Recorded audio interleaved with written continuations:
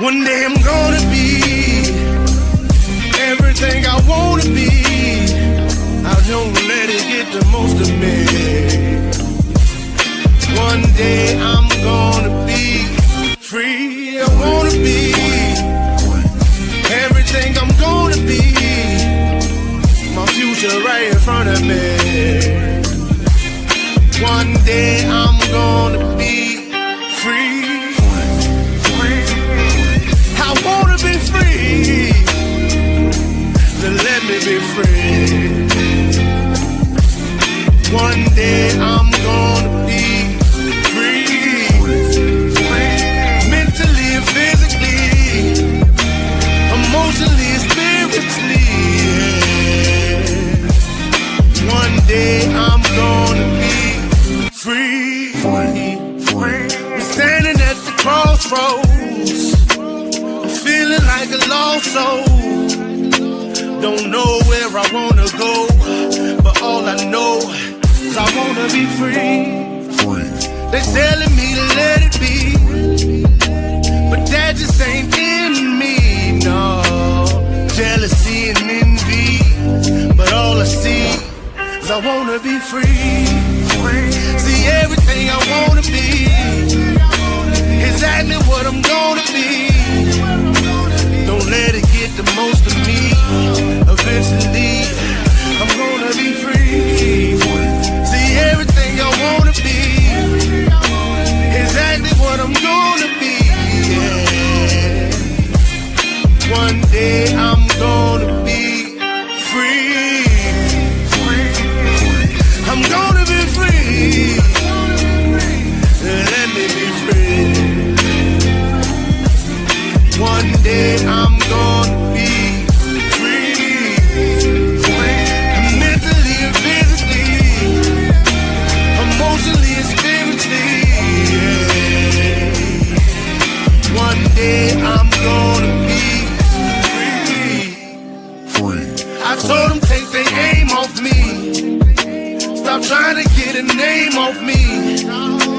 If they would just let me be, I'm gonna be free. I told them take them chains off me and throw away the locks and keys. If they would just let me be, eventually I'm gonna be free.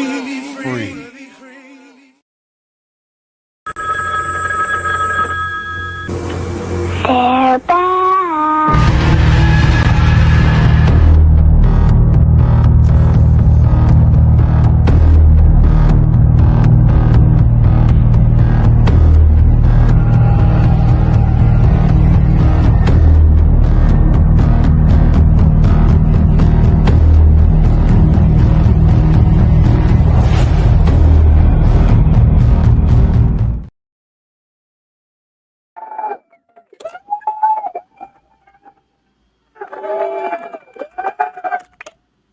What up, though? What up, though? What's going on? What's going on? Got another episode of The Dominant Effect. I'm Archbishop. We got Aaron Oling and Mike Ball ain't with us tonight.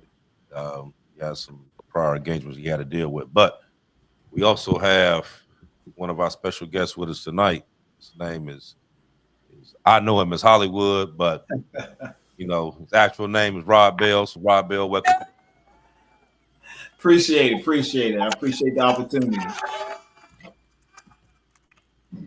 So we you know, typically we go through here before we start out, talk about what's been going on for the past 7 days, just kind of like a little current event thing as to what happened throughout the week. So but we'll start with you, Aaron. What was your how was your week, brother? What did you get into?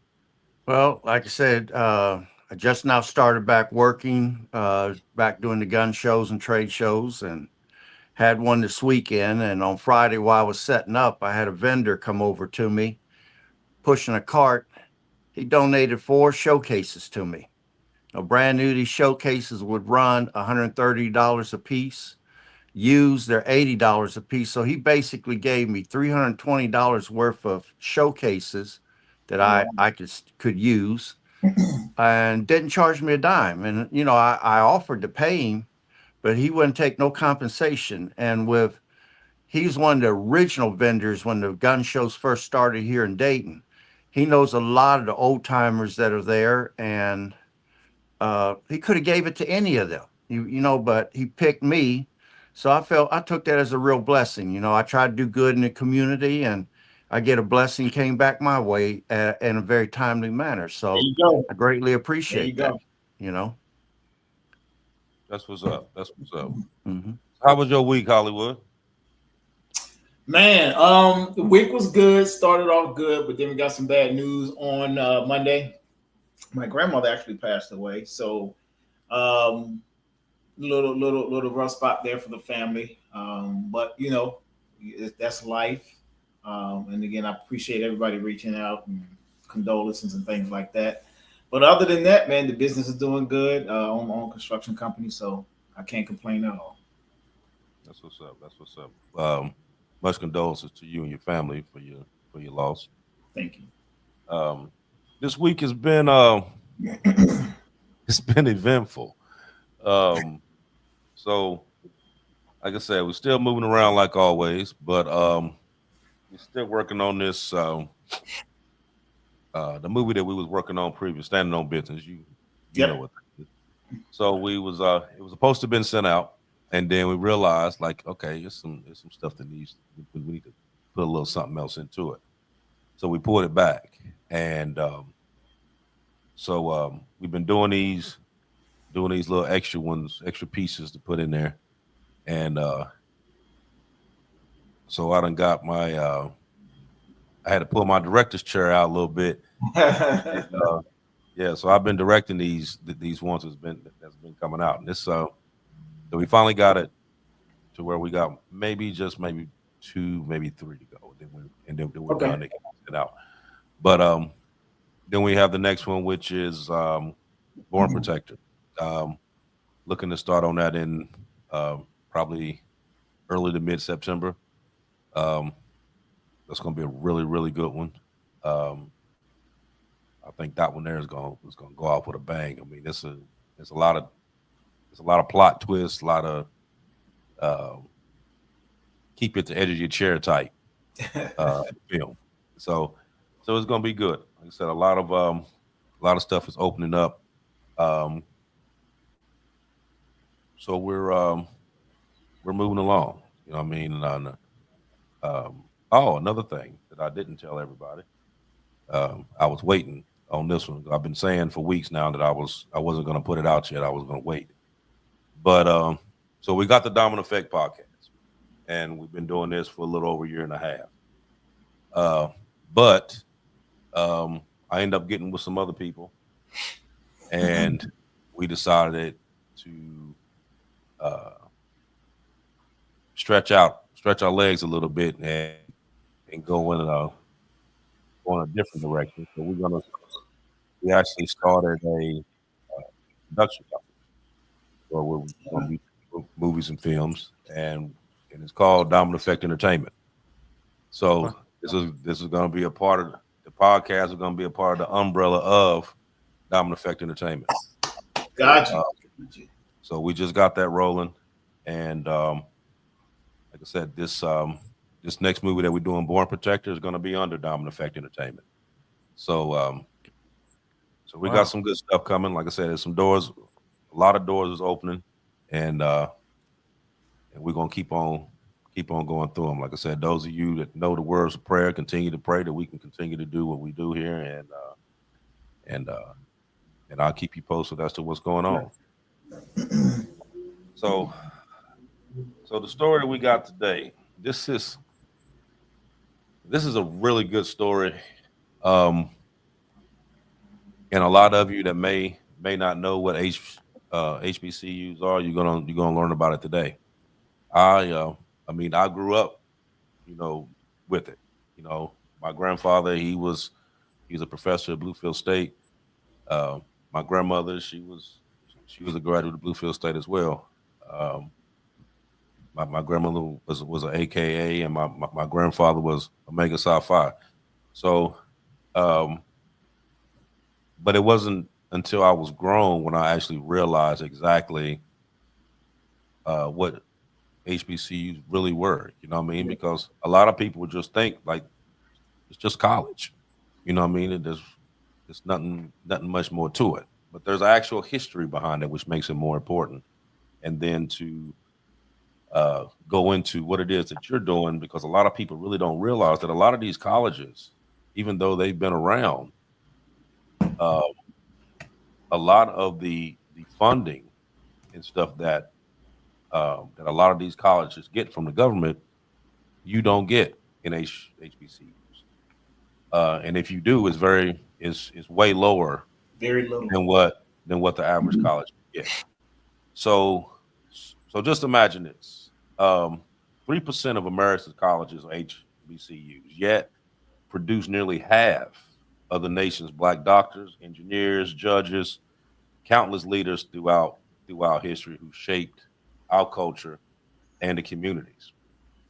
What they've done while being underfunded, overlooked, and left to do more today than ever. So we're going to break down about HBCUs, exactly what they're about, what's the highs and low points of it, and then we're going to get into the reason why Hollywood is here today, because what he's doing is trying to save um, a legacy that has been passed down since the early 19th century, actually. So we're going to jump into that, and then kind of give everybody a little history about it, and let you um, see for yourself the reason why HBCUs are as important now as they were before. So, I'm gonna give you a little history. Um, Founded primarily in the 19th century to provide higher education opportunities to African American students, who was largely excluded from existing colleges due to segregation and racism during that time. Um, the first HBCU was Cheney University in Pennsylvania, that opened up in 1837. Um, After the Civil War, um, Freeman's Bureau, black churches, and philanthropists like the American Missionary Association, they helped establish HBCUs.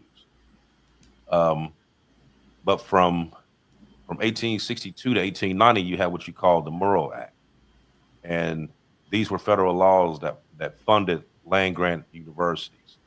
And in 1890, the act requires states participating in segregation to either integrate or create separate land grant schools for black students, which led to the founding of a lot of the public HBCUs.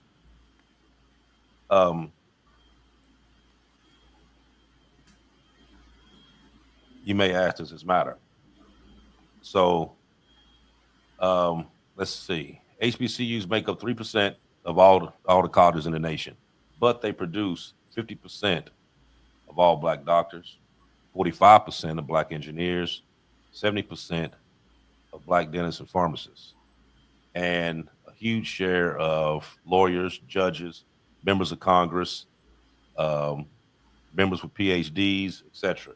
So um, they have contributed way more than you could even possibly think of when it comes to um, education for black students who wouldn't normally have been accepted into normal PWI institutions. Now, um, now, what we have here that's going on now is there's a lot of defunding. Now, this is even before what we got going on now when Trump came through, and Department of Education is going through, and they're defunding schools and the education and stuff like that. This has just been way before that. Um, HBCUs has always gotten the short end of the stick when it comes to government funding.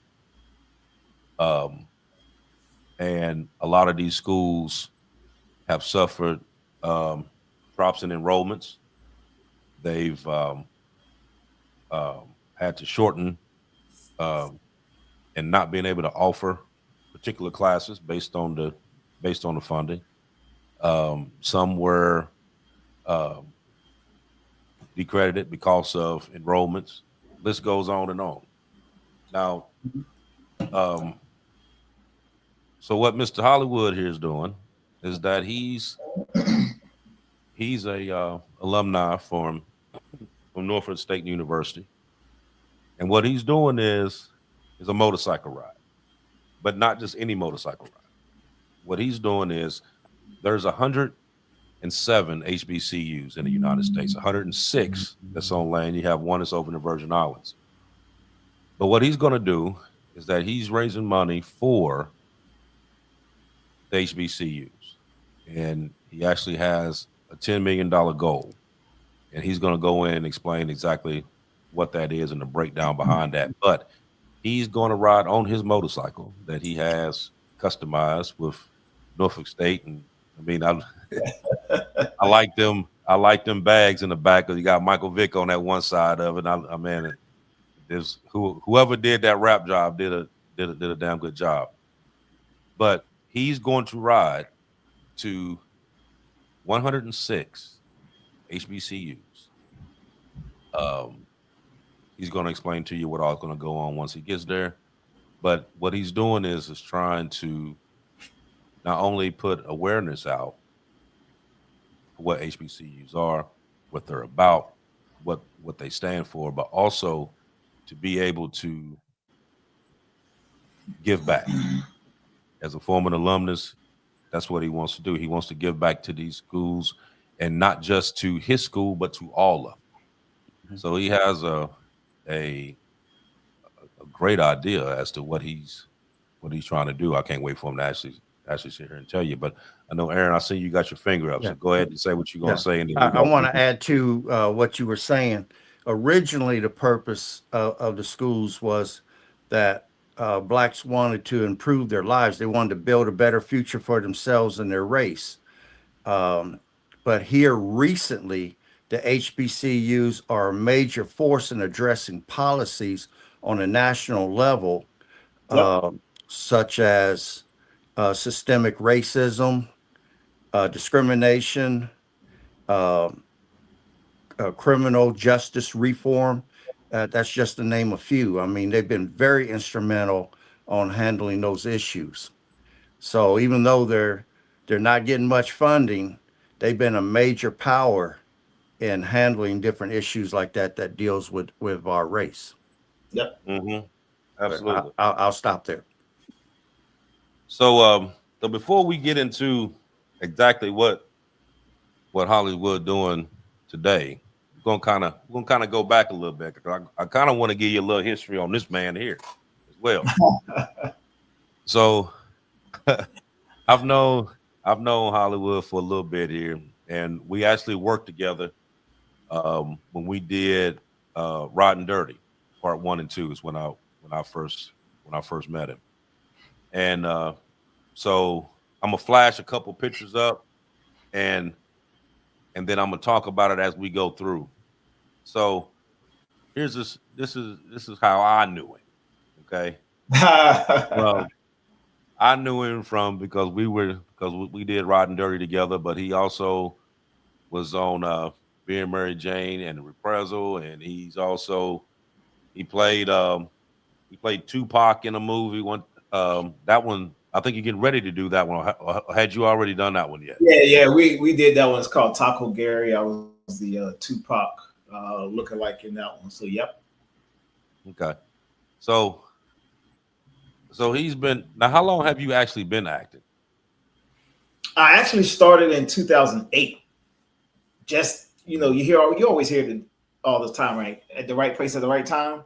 That's exactly how it happened to me. So since 2008, I just happened to be at the right place at the right time. And my frat brother, Lazy Lamont King. I mean, it was that relationship. It was that networking. So since 2008. Yeah, I see on here with you. I got some pictures with. I'll flash a couple pictures on here, and then they can still hear you, even though I'm flashing the pictures on here, so you can. Yeah. No worries. I'm on it. So we got one here with him and Jamal. Jamal Willis. So that was actually we filmed crossover and crossover revenge, and shout out to Diasia Forward, who was the director on that, who casted me in that. So yeah, that's Jamal Willard. Everybody know him as Biggie. Right. Yeah. That's what everybody gonna know him as. No matter what other movie he's done, he's always gonna be known as Biggie. Always gonna be known as Biggie. So then we got let's see here. Then we got Lance here. Oh, Lance Grove, yeah. So we were actually filming Our Kind of People. Yeah, man, you did the homework on that one. So yeah, that's Lance Grove. What we're doing right there is he's a Kappa and I'm an Alpha. So that in this particular picture, we're just flashing our Greek signs. Mm-hmm. Here go one. Some of these ladies they probably gonna go crazy for. Let me see. Yep, that's oh no. That's me and Morris Chestnut. That was also on the set of Our Kind of People. I was actually his double and stand-in, and then also I played a doctor as well. So yeah. Mm-hmm. And coming up here, I may be him and I may be reconnecting here real soon. So. Oh, okay. Now there was something that I seen that I had seen it on something else, and then I started reading up on it. You actually had a shot at playing for the Redskins. So what's the deal with that? Yeah. So actually, I was actually running track for Team USA Masters, and I was in Costa Rica. I get back to the US, and I'm checking my voicemails, and I get a voicemail from Alex Santos of the Washington Redskins. He was the director of personnel, so basically bringing in the players. And I called. Oh, he had left me a voicemail. I thought it was a joke because that's my favorite team, and it wasn't. I actually called him back. He was like, "Where you been? We've been trying to contact you." I told him, "Look, I just got back to the States from running track." He said, "Hey, we're gonna fly you up, get you up here. We need you to try out because we need wide receivers and punt returners." Man, it was a great experience. I was able to get up there. I did get cut, but the opportunity was a great one. I ran the second fastest 40 time, and that was 4.35.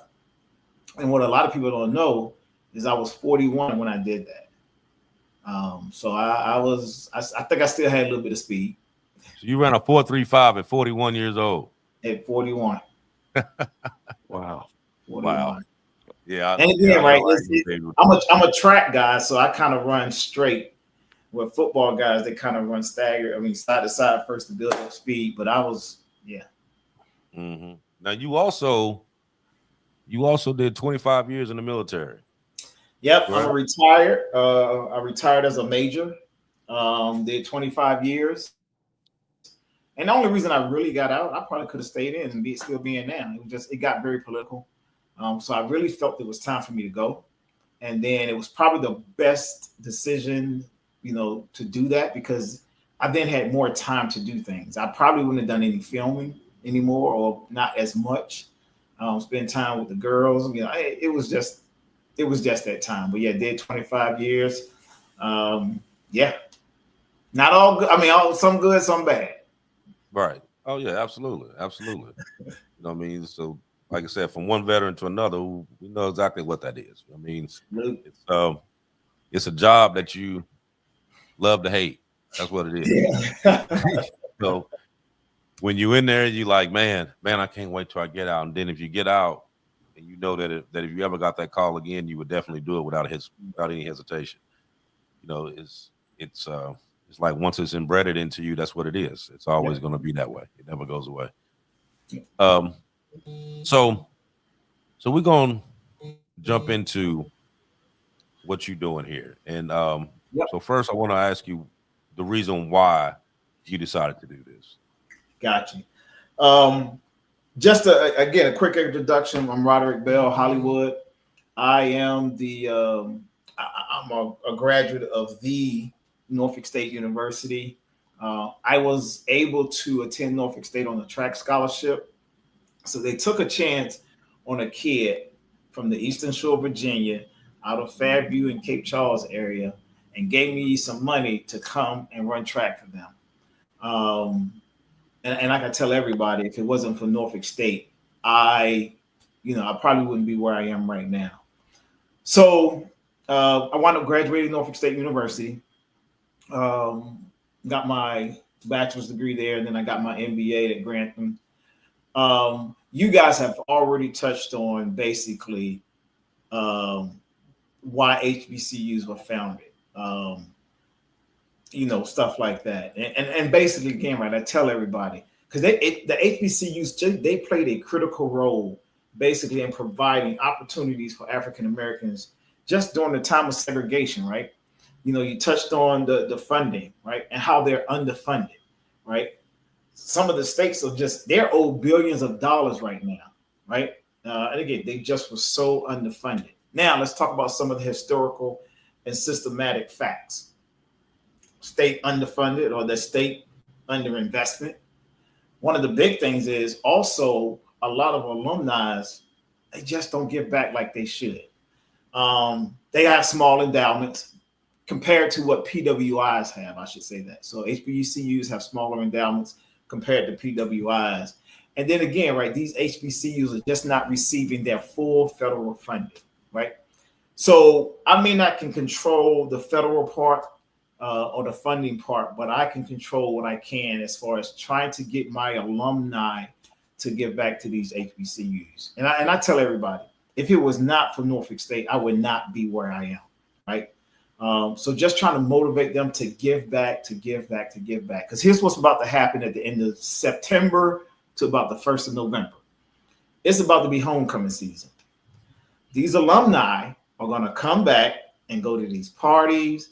They're going to go to these clubs. They're going to spend money on tickets trying to go to these events. But how many are really going to leave a check, right? So if you can spend money to come to these homecomings and parties and turn up and drink or whatever, why not do that for your HBCU? So again, with these HBCUs, they just serve a major role in higher education. For the people of color.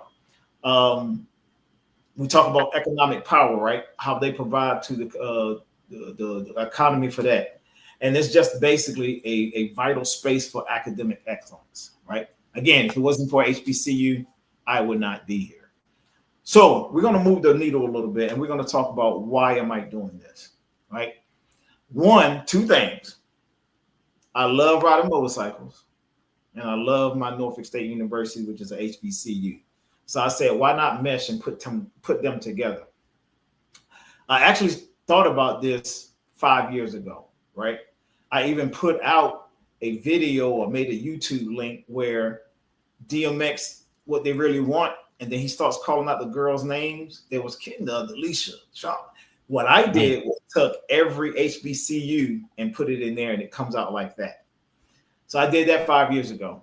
And then I said, well, I got to get my Norfolk State motorcycle ready. So when my Norfolk State motorcycle was ready, I had already started planning, right?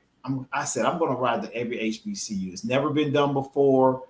This is the first ever HBCU bike or motorcycle. So I want to go out there, not for awareness, right? Because I think people know about HBCUs, or some know about HBCUs. It's now going deeper, right? It's to get the alumni to give back. So yes, the plan is to ride to every HBCU on my motorcycle in one ride. That's over 15,000 plus miles, right? In the span of maybe 3 weeks, maybe 2.5 to 3 weeks is what I got a plan for. So that's the plan. And basically, I want the alumni to give back. I want these big corporations who may hear it to start giving to these, give more to these universities. And again, it just doesn't have to be alumni. If you got a family member, if you got a cousin, if you got a friend that attended the HBCU, give to that HBCU, right? So now let's talk about number 2, the money, right?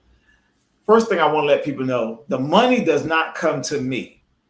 The money, you don't send any money to me unless you says, hey, here's $50 to support your gas, food, in case you got a breakdown, hotel stay. That's the only money. If you want to send, that's the only thing that comes to me. So how do we try to raise this $10 million, right? And I'll break it down like this.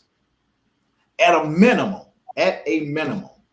if 1,006 alumni, I kept everything 106 I had a 1 and a 6 in there and a 0. But if at a minimum 1,006 alumni from every university donated to their school $106, that's $106,000 per university. Now, you take that $106,000 and multiply it times every HBCU, you at $11 million, right? Some HBCUs have closed, some may not make that goal. So I said, okay, 10 million, that's obtainable, right? All you really got to do is stop, maybe not go out this weekend and spend money on drinks, a meal, or a cigar, or buy a pair of shoes, whatever.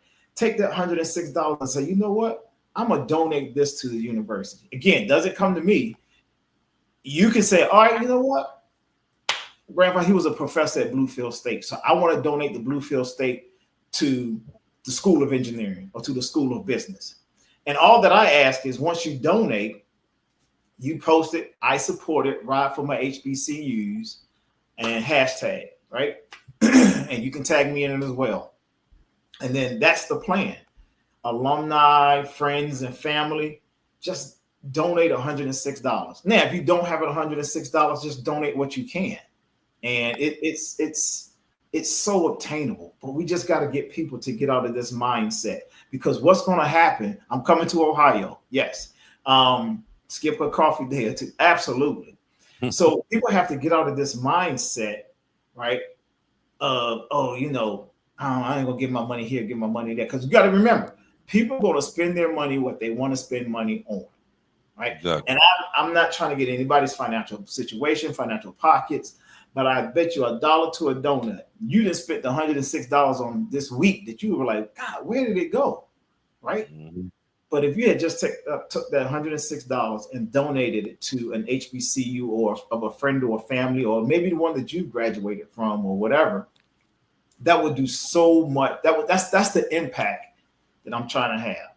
So again, if at a minimum 1,006 alumni from every HBCU can donate $106, that's $106,000 that goes to that HBCU. You take that $106,000 times 106 HBCUs, you had $11 million, right? I think it's just so attainable. So would it be okay? So let's say, for instance, that does it all go into one fund and then get split up amongst everyone, or is it? No. You donate to whatever program or school you want, right? So let's just say again, Bluefield State. You know what? If you want to donate to Bluefield State, you just say, hey, call up Bluefield State or go online. You contribute your 106 to the School of Engineering, the School of Technology, whatever you want to donate it to, it goes directly to them.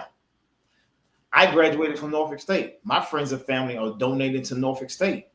I actually have an endowment set up at Norfolk State. So they're donating to the endowment. Again, no money comes to me at all.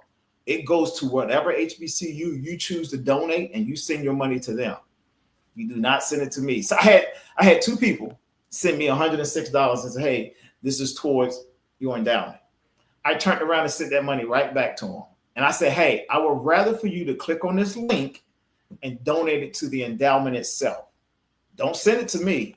You can donate it to the endowment yourself. You'll get the credit for it, and it's good to go. Okay. So yeah, I don't see any money coming to me. Again, the only money that people have been sending me so far is like $50 for your gas, or here's $100 for a hotel stay, or here's $25 for a meal. Right? That's all that I see. And people keep telling me, when you show up in my city, I got money for you. Right? And it's so obtainable. So that's the reason I'm doing it. And hopefully a lot of the alumni get on board so we can go ahead and take care of our schools. Because really, when you look at it, we got. And I will tell you this. I really think in about 25 years, we got 100 and some HBCUs that are open. I'm fearing that some of them are going to close because they just don't have the funding. Mm-hmm. Yeah. So we had when I was looking on there, there was a couple of closures. Yep. That's the reason why it's 106 now, 107. Yep. Because there was a couple closures, and it was all dealing with funding. You Yep. know, here's a question for you. That's not one that we had already talked about, but I was just thinking about it here. So back in the day where the HBCUs first started, I mean, of course, this was during a time where a lot of the college institutions was segregated, and this was the way for Black people to get their education. Yes. My question is, why do you think that even in 2025, why are these schools still not getting the funding that other PWI's schools are getting? And I I mean, really think it's federal and state underinvestment, right? I don't know if they really maybe see all the value, but you just ran through some numbers of what HBCUs provide to the economy, right? We come out here, we're going to provide economic power. We still got that vital space of academic excellence, and it's just continued to serve as a higher education for the people of color. So I would really say that the funding piece in the state, I think they are undervalued. They are undervalued. But when you ran it like the numbers you just ran, you were like, wait a minute. We might need to look at these HBCUs if we're getting this type of caliber of people that are feeding into the community and being positive. right. Yeah, I was thinking about that when they were talking about back a few months ago when they were talking about cutting the funding for a lot of these schools and stuff like that. Yes. And I'm like, well, like if you cutting money from PWIs, okay, yeah, that's one thing, but you ain't really giving a whole lot of HBCUs anyway. So if Yeah, you exactly. cutting what you already giving a little bit to anyway, what I mean, that's nothing. Exactly.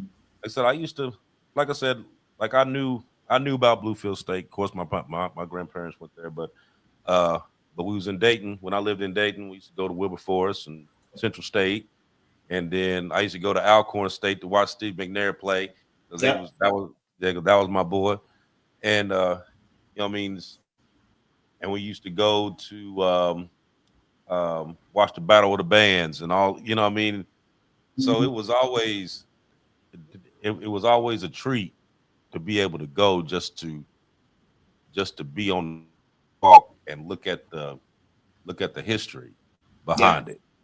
What I mean, and to see that a lot of these schools now they're struggling based on enrollments and a lot of their sporting programs was cut short, stuff like that, because they had to be able to cut a program here in order to make this program work and stuff like that, which is crazy. Being the fact this is a university, they should be fully funded. What I mean, Yeah. just like all the other schools, but they're not.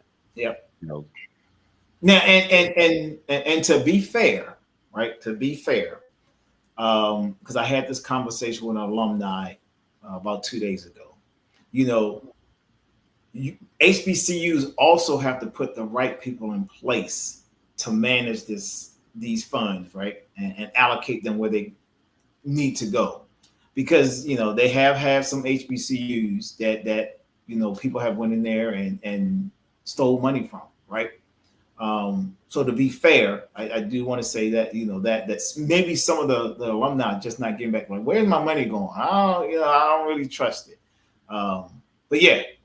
So, but basically, again, I think it's underfunded because I don't think they really value. I think there's an underinvestment. Yeah. So that's what I think. Here's one that somebody posted. It says, "Have you thought about hitting up the Koch Foundation? They donated 25 million to UNCF in 2017. I've seen the correction on there.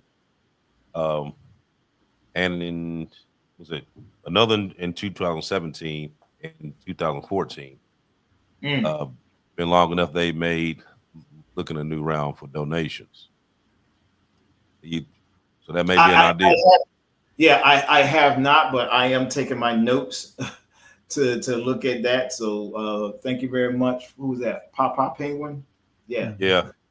Papa Penguin, man. He's like a plethora of information, man. He always knows something. He knows a little something about everything. You know what I mean?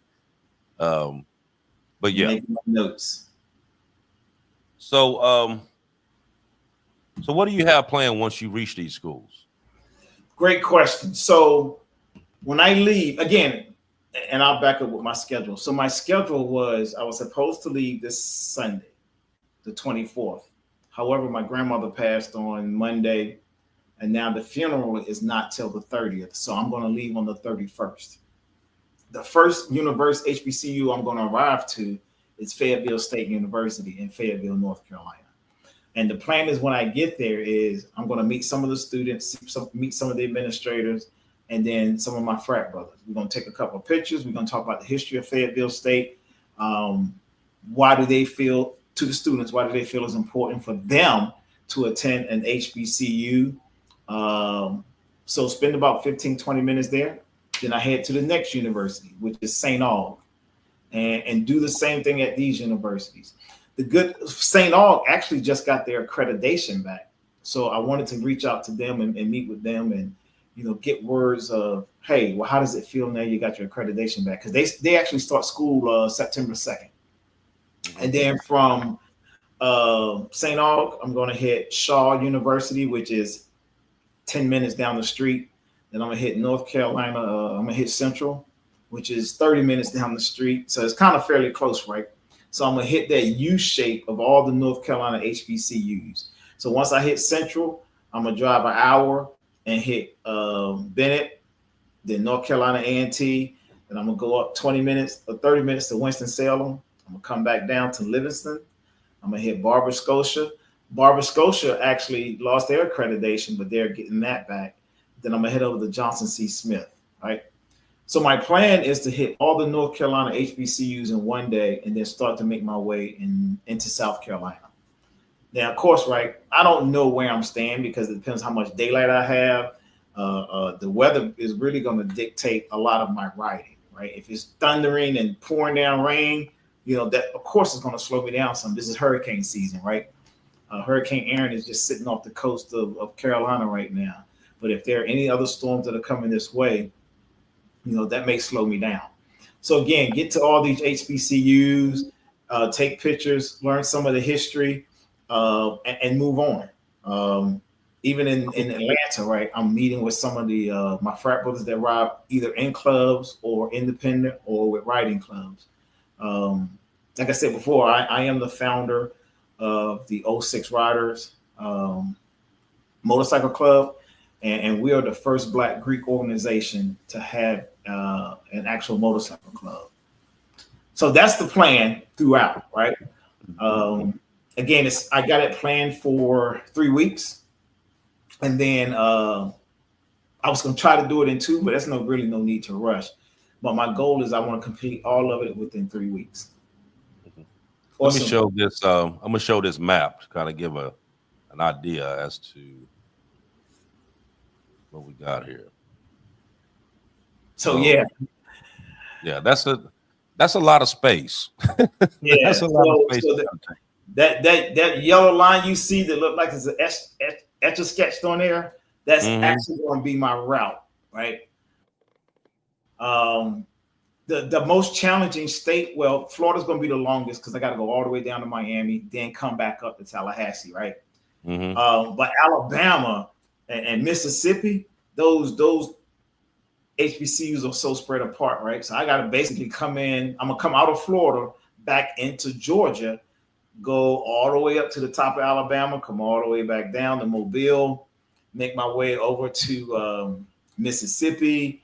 Man, just continue to go all the way over. Now, the furthest west I got to go out is Texas. And then once I hit those schools there, I start to come up to Nebraska, Oklahoma. And again, right, you just see the zigzag lines. And again, over that course of time is supposed to be 15,000 to 17,000 miles. So a couple of oil changes. Wow. Yeah, that's when you're looking at this, you're like, wow, look at this. It's just like a bunch of little squiggly lines. But then when you look at it, like, wow, that's a lot of territory to cover. Yeah. You know? Yeah. And you giving it 3 weeks to do that. Yeah, yes. Yeah. So it's gonna be some riding, right? And somebody asked me the other day, well, what's the most you've ever done in one ride, right? It was almost 10,000 miles. And that's when I did the Four Corner States. So, left here, went to Maine, then I went to New York, Canada, came out of Canada, went down to Ohio, went over to the state of Washington, came down to California, came back to Florida, came back up. That was almost 10,000 miles. And I did that in 2 weeks. Now I know because I've been on a motorcycle many times, busting the straight lines. But for the ones who don't, kind of give them a little example as to what you needed to do to prepare for this ride. I mean, because it's not just you just jump on a bike and go. You got to be mentally and physically prepared in order to do something like that. So one thing I'm doing, which is tomorrow at 4:00, right? I'm getting a massage, right? Because I'm just trying to make sure my body is prepared to sit on this motorcycle for that long. Eating properly, start, getting your body, accustomed, because I don't like to eat heavy on the road, while I'm riding. Maybe when I stop and end for the night, yes. But while I'm riding, I try to eat very light because, again, you're going to be in all types of weather, especially with that heat, right? And you don't want to eat heavy and be out there in that heat. And then I've done that once before, and it was not fun. Start hydrating now, right? Some people may think, oh, I'll just carry a lot of water with me, or I drink on my back, and then we'll just drink that. I'm coming up there to Howard. So preparing it that way, right? Just getting hydrated, just drinking water, eating properly. And go out for long rides and then come back, because your body got to get, and I'm used to it because I've done many of them before. Again, the Four Corner States, California 3 times, Mississippi, whatever the case may be. But yeah, it's just that preparation, right? I've already started to pre-pack my bag that I'm doing.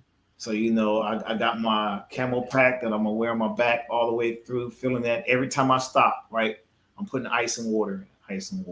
And just not only drinking water, because I don't want to wash out my electrolytes and stuff. So I got Gatorade and stuff. Like I got one here now, right, my sports drink, because, again, I'm trying to get my body prepared. And then, you got to prepare for all types of weather, right? Nothing really cold right now, but, it's going to rain. So I got my rain suit, right? I got multiple changes of underwear and undergarment and clothes and socks. I'm probably only going to carry about maybe 3 to 4 pair of jeans, because when I get to a hotel every now and then, I can just wash, recycle, right? I am taking 2 pair of boots, because I've learned when your feet get wet and them boots don't dry. So I get to the hotel. Matter of fact, I was going to I was Dallas, and it rained on me so hard. And I get to the hotel, I take the hair dryer, go in the bathroom, turn my boots sideways, point the hair dryer to my boots, and dry them out that way. And I'm back. I'm good the next morning. So that's the preparation. Getting my toolkit together, right? My motorcycle locks. I got a gallon of gas that in case I'm on a road or somewhere. And if I'm running out of gas or get close to it, like, all right, I just need this little bit to get me where I'm going. But I've already prepared, kind of laid out my stops. And I also laid out since I'm gonna be taking my road glide, I've laid out every Harley dealership along the way, and I have, yep, I have my my if I got to get towed somewhere, AAA or whatever, I have that. But yeah, so that's the preparation piece.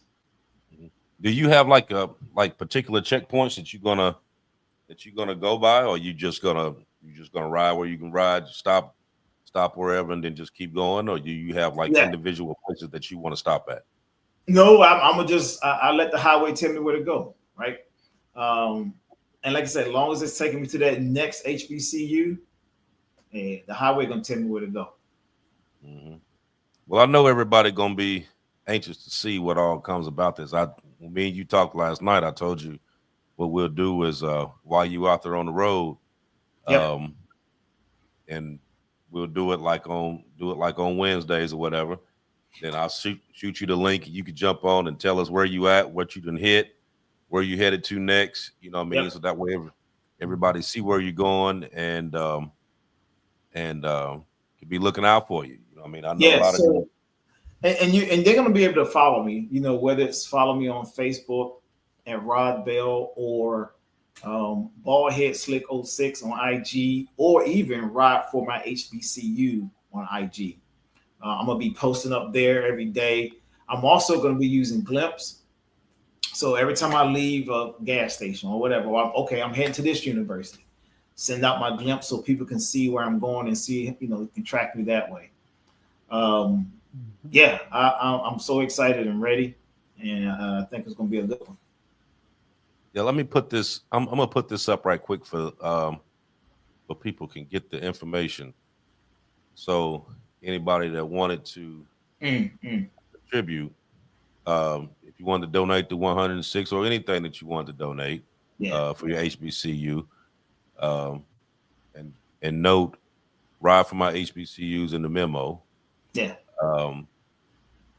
So you can go to the you got Cash App, Venmo, PayPal, but then there's also you can call each individual school and get the information to where to send it to for that particular school, correct? Yeah, for that particular school, again, whether it's Norfolk State, Morgan State, Howard, you call that university and says, hey, I want to donate $106 or whatever you want to give to, the School of Engineering or the School of Nursing, for the Ride for my HBCU campaign. And again, if anybody wants to support the ride, you just had all my information there. And even if anybody wants to support my endowment that I have at Norfolk State, you can do that as well. Because my endowment started with $25,000. It's currently up to $63,000, and I'm trying to get it at $100,000 by 2035 because Norfolk State will be 100 years by then. Mm-hmm. Okay. We got another one of our people. For a second, I shot him the link earlier. If he can come on, let me get him on it right quick. What's up, Cameo? How you doing, brother? Cameo. What's happening? Can y'all hear me? Yeah, we hear you, brother. Hey, listen, man. Let me say this, man, because I don't want to sit there and hold the line up, hold the podcast up, brother. Listen, Archbishop first. I want to thank you, man, for bringing this brother on. Okay, that's number one. Number two, Rod. Hey, man, I salute you. I salute you, brother. This is what I've been waiting for us, the brothers that ride Harleys, to get out here and start riding places and doing things, man, that are meaningful. Yep. Okay, I've been waiting for this. All right, and my last thing I want to say is this: every last single Black African American Harley rider. Okay, I'm challenging y'all. There's no reason whatsoever that this brother need to pay for gas.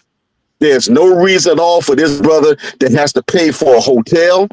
There's no reason at all that if this brother breaks down on his motorcycle, that he shouldn't have to call AAA or any insurance company or anything else to go pick him up. Every single black man, every single black African American person that rides a Harley Davidson should be following this man every single mile to make sure that he gets there safely, that he accomplishes his goal, that he don't have to worry about nothing. And that goes for all black clubs, 99ers, 1%ers. It don't make a goddamn difference. There's no way that this brother should feel that he out there by himself, that anything happens, that he ain't got to pick up one phone call and he'll get picked up and get taken care of. Brother, I'm going to see you at Howard. When you come here to DC, I'm going to hand you my check personally to put in your hand, and I'm going to try to get everybody else in the DMV to meet you up there at Howard University, that when you come, that they're going to put it in your hand. Man, okay. I appreciate you, Cameo. Well, you know what, Cameo, since you on here, why don't you tell everybody about the Emmett Till and the MLK ride that you got going on? Yes. Hey, well, the Emmett Till patch that I started, I did that like 3 years ago. I started it because, I did it because it was I just couldn't believe that there were African Americans that rode Harley Davidsons that I would talk to, that they had no idea who Emmett Till was, and it just blew my mind. I couldn't believe it, and so I said, what I'm going to do is I'm going to try to get people to get on their motorcycles and maybe ride to encourage them to go to Chicago and see where his childhood home was, to go to his grave site, and then take that journey down to Mississippi and go through the different places that he went to, the steps that he went to that came to his demise of his murder. And a couple of people started the journey. A couple of black riders, from clubs or whatever, started, but they didn't finish. And I think that for some reason, folks were thinking that I would just give them a patch, that I would just say, here you go, don't worry about it. Nah, you're not getting nothing until you do the journey, because the journey is what makes it all that more personable. Yep. Okay. And I encourage everybody that if you want to do something like that, to take that journey, to go to Emmett Till, to take the Emmett Till journey, ride for just for Emmett Till. You know what I'm saying? Because it's going to mean something to you. But you, Rod, hey man, I'm with you all the way with this thing, man, that you doing, brother. And like I said, Archbishop, man, I appreciate you. The other gentleman down here at the bottom, I don't know who he is, but I appreciate you, sir, for coming on and supporting this cause for what this brother is doing. And hey, man, listen, I'm gonna be listening. I'm gonna go ahead and let y'all do y'all thing. But hey, man, I got your back, man, 100%, brother. Hey, man, I appreciate it. I'm gonna see you in Howard. Okay, brother, just keep in touch with me. Will do. Okay, now. Man, I got my man Cameo.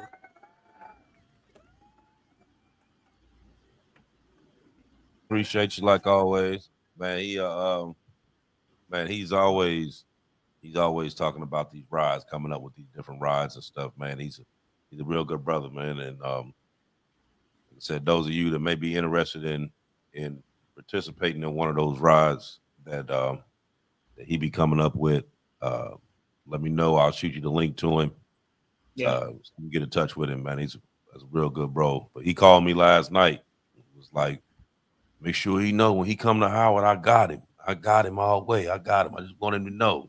All right, I'm gonna pass that message to him. I'm gonna make sure he know that you looking out for him. But absolutely. And I just sent my and I'm gonna do this right quick, because that way I'm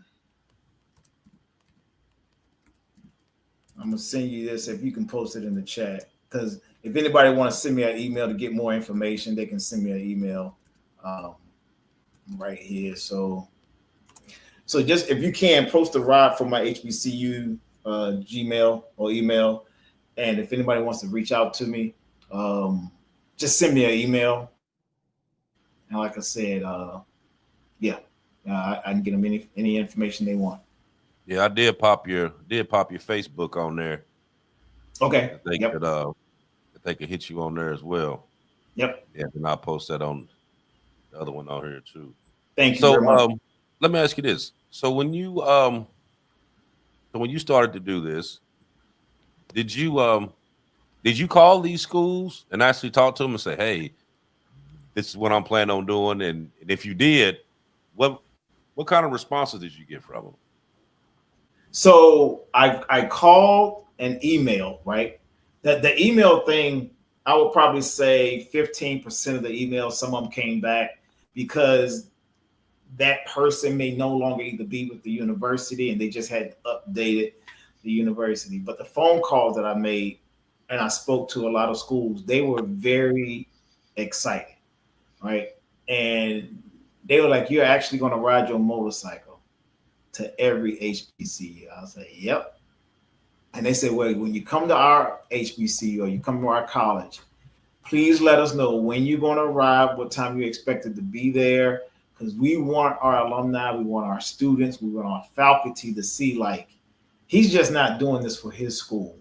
He's doing this for HBCUs as a whole, right? A collective. And it's just a campaign that try to get, again, more alumni to give back, try to get some of these businesses to donate and give to these schools. And, you know, we're going to see what happens. But, man, it's going to be exciting. I know it's going to be long. I know my body after 15 to 17,000 miles is going to need some realignment when I get back. So, yeah, man, I'm excited. Some of the schools that I've actually spoke to, they're excited. They're ready. And where I want to end up is, of course, where I came from, Norfolk State University. So they're excited. They want me to call them along the road. Because, again, right, everybody wants to track. Well, how many miles did you ride? Or, hey, like you just asked, right, what's the plan when you get there? So, yeah, it's going to be good. Yeah, I think it's a real good thing, brother. I commend you. Yep. On your effort and your work. And like I said, I'm gonna keep up with you while you're there, and I'm gonna keep everybody else posted as to what you're doing, how you're doing, and all that. Because you got to think. I mean, this is 15,000 miles on the motorcycle. You know what I mean? And those of you, I mean, there's a lot of bikers that watch this show, but there's a lot of them that don't. You don't realize the wear and tear on your body for riding as long as you ride. You know what I mean? And I know, like, when I do weekend rides, I mean, one time I rode from Ohio to Florida and back, and I'm telling you, that was, man, it took me a couple days just to get back on track. You know what I mean? From the rumbling of the road and the Harley automatically rumbling, and you know what I mean, just being out there in the heat and the wind and the rain and everything else. You know, think about what all you go through when you're going on rides. You know what I mean? Like I literally rode through 3 tropical storms on my Harley. You know what I mean? And it ain't like, now I laugh about it. People are like, man, you a damn fool. Well, I had to get to where I was going, and I wasn't gonna stop. So I figured I'm just gonna ride till the wheels fall off. You know what I mean? And that's just what it's been. But like I said, I commend you, brother, for what you're doing. I mean, that's a lot of commitment on your end. Plus, that shows not only love and dedication for your school, but for all HBCUs involved. Yeah. So I applaud you for that, my brother. Thank you. And you know, we really got to look at the young kids that are coming behind us, right? And start planting that seed of taking care of them, allow them to have some funds to be able to go to school, right? Because $1,000 or $1,500 can actually stop somebody from going to school. So it's just something that's been on my heart. You know, another thing for preparation, right? That you talked about. I've been preparing my motorcycle for like 2 weeks, right? changing this, putting this on, oil change, 2 new tires. I just picked it up, and she's ready to go. And then I got, I was contacted. So, which I didn't know this. So Guinness Book of World Records asked me a question. Says, can this record be broken? I wasn't really thinking about a record, right? I was just riding, right? So I just replied, said, well, look, if I can ride to 106 HBCUs in 3 weeks, I guess somebody can come back and says, oh, I can ride to 106 HBCUs in 2.5 weeks, right? That's not really the goal, but I think they're trying to figure out if this thing can be a record, right? So if I can hit all of them in 3 weeks, I guess that's a record, right? If somebody can come back next year and do it in 2.5 weeks, then they'll have the record. But that's not really, it wasn't really the thought process, but yeah. See, Jason said 15,000 miles in 3 weeks. You should get an extra hardcore iron butt patch. That's for sure. That's for sure. Man, because it seemed like, when you riding, that's the worst part. That's the worst part. Back of your legs and ass, boy. I'm telling you, that's man. And they don't make a seat to make it comfortable for that. Nah. They don't make one that comfortable. Yeah, because when you're talking about putting 15,000 miles on a bike, that's also 15,000 plus miles on your body, right? Mm-hmm. So I tell a lot of people, how your arms are sitting, right, and how that butt's sitting, and you got to kind of move here to get that circulation going, But we gonna see it, and I gotta get comfortable being uncomfortable, right? And I'm gonna say that again. I gotta get comfortable being uncomfortable. And there's gonna be some times where that motorcycle is gonna be just uncomfortable. You can be like, damn, why am I doing this? Or what's going on? But I gotta get comfortable being uncomfortable. And I think I'm ready for it. Mm-hmm.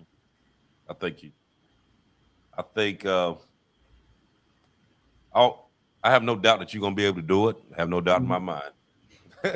Yeah, I know. Once you get about halfway through it, though, you're gonna be like, "Man, what the hell was that?" Right? I gotta come back now, right? Right. Especially after you done hit Texas and you got to turn around and go all the way up, come all the way up and come all the way down. I mean, yeah, that's gonna be a ride. I mean, it's gonna be. You got 3 weeks to think, because I'm telling you, like, I know when I do my rides, that's when I do my best thinking. Is when I'm riding. Yeah. You know what I mean? And what we call it, wind therapy. Yeah. So you got 3 weeks of it. So you should be clear-minded by the time you get back. You should have everything situated in your life, in your mind. Well, and the main thing, right, is funny you bring that up. The main thing that I'm really going to be thinking about is how to grow this thing, right? How do I grow this thing to where, let's say, Ride for HBCUs now is at the point where every year I'm going to do a Ride for HBCUs. Now, that's not riding to every HBCU now. That's now setting up a campaign and where these states are that, hey, Alabama, I want you and your club members to y'all go to ride to all these HBCUs in a day or two or whatever the case may be. Y'all take care of that state. Oh, Texas, ride for my HBCUs. Y'all go hit all those. So when I chopped it up with Cameo, he's back on. When I chopped it up with Cameo last night, that was one of the things that just brainstorming, right? I think Cameo had his finger up. What you got, Cam? Hey, can y'all hear me? Yeah, we hear you. Okay. Hey, one last thing. Hey, Rod, listen. If you can, make a list in order of the schools that you're going to be going to. Yes. Right. Make it in order. Right. And what I'm thinking is everybody who has a trailer that lives in that particular state that he is going to, send Rod your information, your phone number. So in case anything happens and he's in that particular state, he can look on that list and see where he's at and see who has a trailer and they can come pick him up. Yep. So Cameron, you make a good point so every day I've laid out where I plan to be at what school or whatever. Now, of course, whether it may be predicated on whether or travel, But every day is my plan on what school and where I'll be traveling. And I listed each school in order. So let's say, and I got it in an Excel spreadsheet. So if you see the Excel spreadsheet, you be like, okay, on day 5, he's gonna be hitting X school, this school, that school, this school, this school, that school, this school. Right. It's all in order. So yes, I got yeah. that. So right. So the thing is that to get that list. So if you're in Maryland, then you can sit there and give me a call. Then I can come and pick you up. Yep. If you headed to Virginia next, or you headed to, whatever the next one, then you'll have a list of somebody that has a trailer that's in that state that can come pick you up and take you to a shop or take you to the Harley dealer or whatever the case may be. Yep. Okay. That's all I wanted to say, man. Appreciate you. Okay. All right, y'all. All right, late. There's some Heather asked a good question here, Rob. Once you check it out, maybe you could try to help an HBCU that might be in danger of closing and focus on that one annually. That's true, Heather. Again, St. Aug just went through that, right? They lost their accreditation and just got it back. Barber Scotia is working on getting theirs back. I'm building a relationship with both of those schools because they're close to me, so I can go ahead and kind of help them out. But no, that's a great point on that. So I can, let me make my note on that. Yep, got it. So, but yeah, man, I'm excited. Again, I leave on August 31st. I'm planning to leave because I know some people got to wake up early in the morning, right? Because I was like, oh man, I'm gonna start at 6 in the morning and go. But then I was like, oh, by the time I get to my first school, it'll be 8 o'clock. Ain't nobody gonna be up by then. So I'm gonna probably leave at around 8, get to my first school around 9:30 or 10, and just roll from there. Okay. Well, you got anything, Aaron? You've been kind of quiet tonight. I know you've been. This is the first time ever that you've been just sitting here listening. I know you got something down. I've been super interested in the subject. I mean, until you decided to do the show, I didn't even know what an HBCU was, and then I find out that Wilberforce, which is probably about a 45-minute drive from my house, was the first independently funded and founded by Black people, which I didn't know that. I didn't know that Wilberforce was a HBCU school. Yep. So, I mean, I was amazed. I've been amazed this whole time he's been talking. I appreciate it. Knowledge is power. Yeah. Right. And see, that was one of the biggest things that I was talking about there. Like a lot of, we know these colleges, like when you name Wilberforce or Central State or Alcorn or Norfolk State, I mean, people know of these schools, but not know the history behind these schools. Right. You know what I mean? Because most people think, a college is a college, university is university. You know what I mean?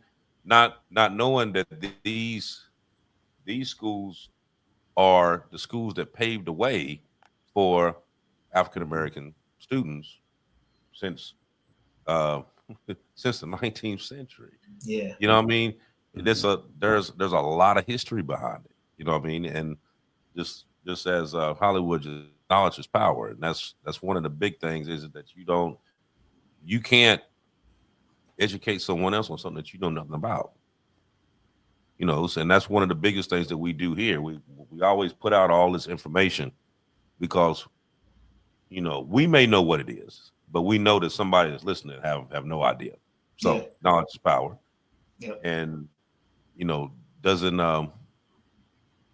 it makes you a lot more aware, makes you appreciate when you look into these schools now to appreciate exactly what these schools done throughout the years.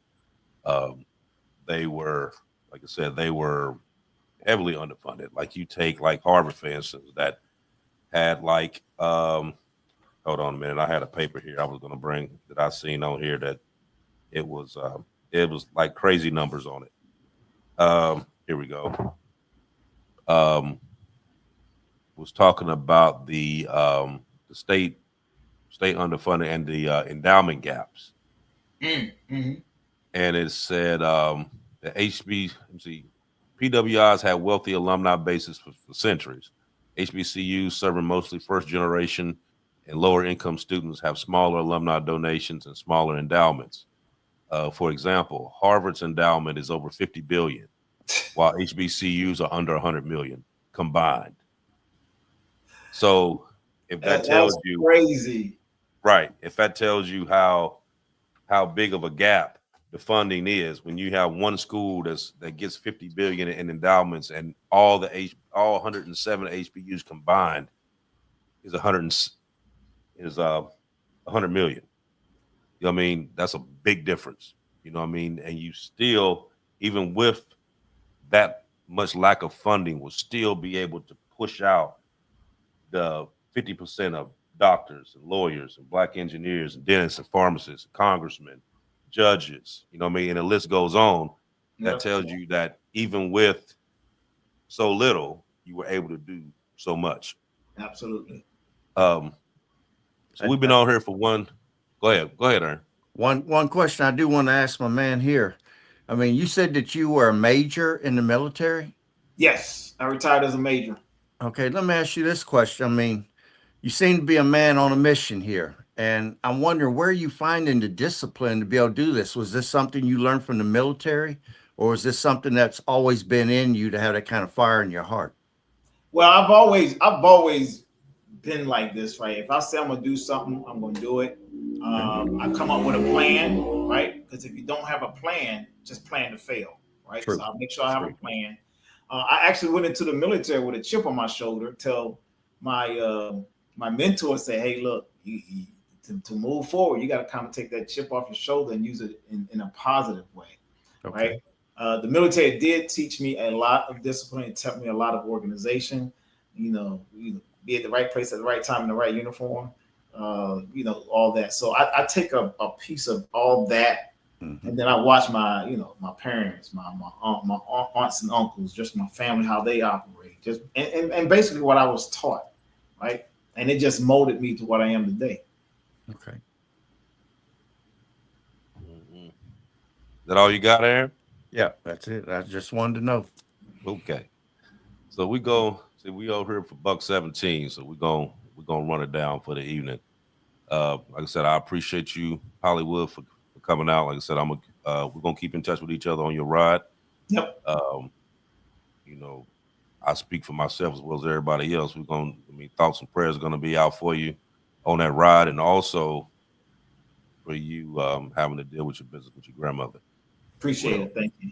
For everybody else, like, follow, share, subscribe. Pass this particular show off to people because everybody needs to know something. Yeah. You know what I mean? And I do got one more thing. I'm gonna give you a shot. I'm gonna give you a shot. I'm gonna do mine, and I'm gonna drop it around for everybody can get their little closing in. Got you. So like I said, like, follow, share, subscribe, pass it on, everyone. Also, those of you that's not on Facebook, you can hit the Dominant Effect podcast on Facebook. We got a lot of different stuff we put on there every day. Also, you can hit the little QR code at the top, and it'll take you to the Dominant Effect podcast website, as well as the store. Next week we'll have Mike Ball be back with us for another interesting story. We have there was a post that I put on the group chat probably about a week ago. There was a lady that was on there speaking about the Federal Reserve that was talking about she used to be head of the IRS fraud department dealing with the Federal Reserve, and she was doing these different speeches talking about the Federal Reserve and how it wasn't actually a government funded entity that and was going through and explaining all of that. I put it on the Dominant Effect page. I'm sure a bunch of you actually seen it, but I was able to get a hold of her, and we had a conversation for about 2 hours, and I'm going to have her on the show next week.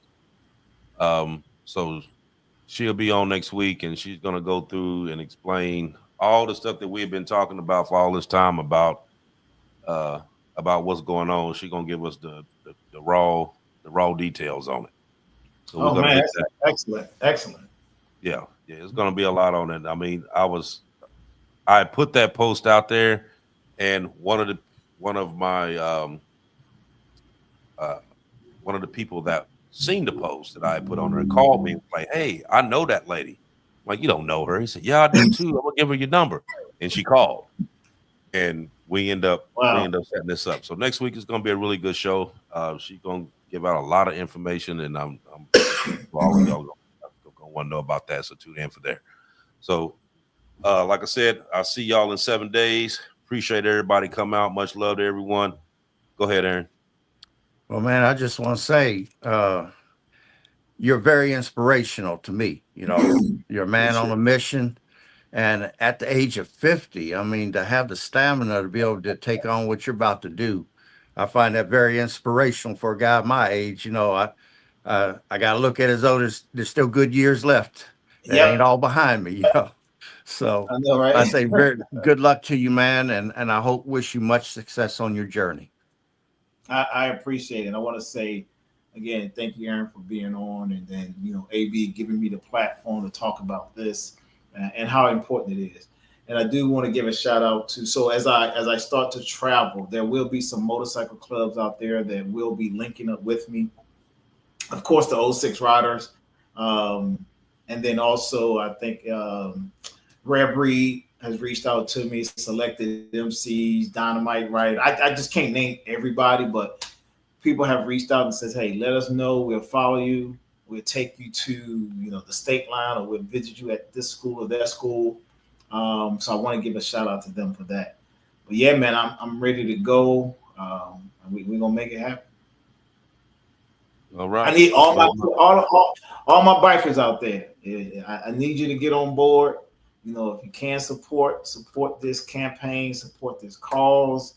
Because they look at us bikers, as being in motorcycle gangs or that, but they don't look at the community part that we do, right? And they look at some of it, but some of it, one bad apple can spoil a bunch in people's eyes of what they think about people on motorcycles. So let's get out there and do something positive, make something happen. There you have it. Appreciate you once again, Hollywood, for coming out with us. Like I said, everybody, we're going to be talking about this for the next couple of weeks until this man does what he needs to do and get home safe. So I'll be passing your information around to my people. So I'll give you a copy of it as well, so that way you know how to get to people. You know what I mean? I appreciate you. States. But until next week, everybody, much love and respect. I'll see y'all next week. All right.